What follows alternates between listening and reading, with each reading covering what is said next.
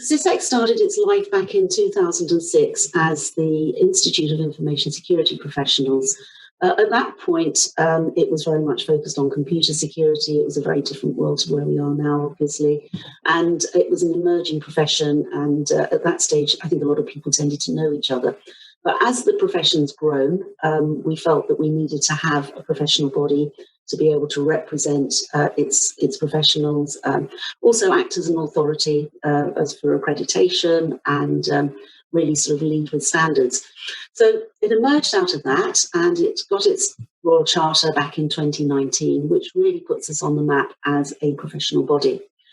So we're very, very proud of that. That obviously gives us some obligations as well. So I don't think that our objectives have actually changed that much, but we're really looking at those 5 principal objectives to drive all of the programs that we've got. So the top one is obviously driving professional development and doing that within ethical practice. So we have a number of programs that we run in order to achieve that, and I'll come back to those in a little while. We also want to attract people to the profession. We've all seen so many statistics about how there's a skill shortage and people are chasing the same people for jobs and so on and so forth. So one of our main aims is to attract people to the profession, and we have a number of programs to achieve that.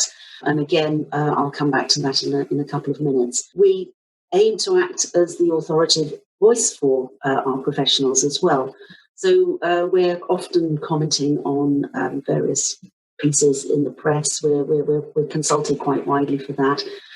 It's an area that we want to do more work with, and working with our members and the profession in general to actually raise the authoritative voice within the community. We are doing a lot in terms of delivering thought leadership and professional standards. We have a program of master classes and various other development programs where we engage with thought leaders within the community to help professionals increase their knowledge. But we're also very famous for our professional standard, the main one being the skills framework, which has been put together with academia, industry and government. And it looks at all of the various skills that make up the security profession. And that's really world class, and it's been taken by governments and organisations and industry to help drive development within their communities. The last objective that we're adhering to is that we're very strongly supportive of collaboration and inclusion and diversity, and we're running a number of programs in that space. So in order to achieve these programs and deliver them, we work with organisations through our corporate membership program. And the bottom corner shows some of the organisations that we've got there. And you can see that CRMG are members, and we're very proud to have them within our community. And we've been working with them for a number of years now. We work with academia. We've got about 30 organisations, top universities within the UK that focus on cyber and information security. And obviously we're helping the next generation that are in those universities come into the community. We work with government as well. Government, as I said, have taken our skills framework and that they're using it within many of their schemes there. But we also work with individuals that are across the community, whether they're working for corporate members or their individual members. And again, what we're trying to do with them is to help them with their career journey. So the support that we give is through our programs of thought leadership and knowledge sharing, and through accrediting them for their skills and their capability. And the last bullet point of where we work with is we work with law enforcement. We run the cyber digital investigator profession, which is a very exciting area for us. We helped establish the scheme with the College of Policing. And what we're trying to achieve with that scheme is that we're professionalising the cyber digital investigators. So it's helping them have more credibility in court, and it's all very much based on the accreditation schemes that we've developed internally within the institute. So those are the main areas that we're working with. How do we do this? Well, we have membership levels for everybody, really, everybody from an entry point right up to fellowship. And what we do is that we tailor our programs so that we can support people on their career journeys. So to achieve all of those different levels of membership, we have development programs to support them. So whether it's somebody coming in really raw to the community as an apprentice, or as somebody starting with an organisation, whether they're a job changer or they're starting on after degree level, we have development programs to help them get to the next stage. With the organisations, we apply these programs with them and help them to develop the talent and utilise these resources so that we can get people to the next stage of their career. So that's a little bit about all of our different membership levels.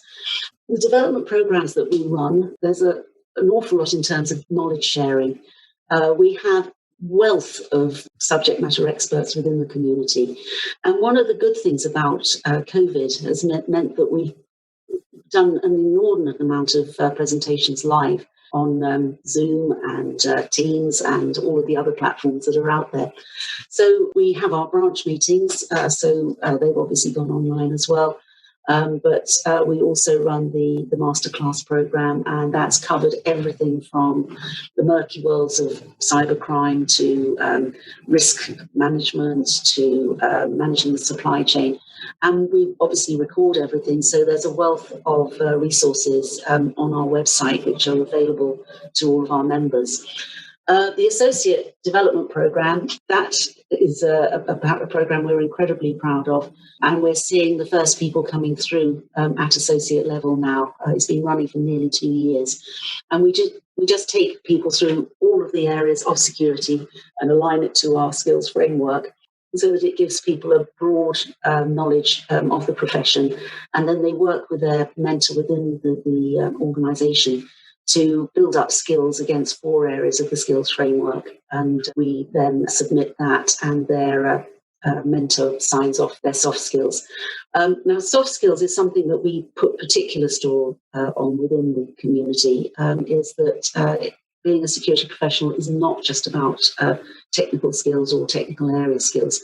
And that's one of the areas that we try and help our members with, is the soft skills, that we feel that it's absolutely essential that people understand the business and what it is that they're trying to achieve with security, that they're able to influence and share knowledge with their peers.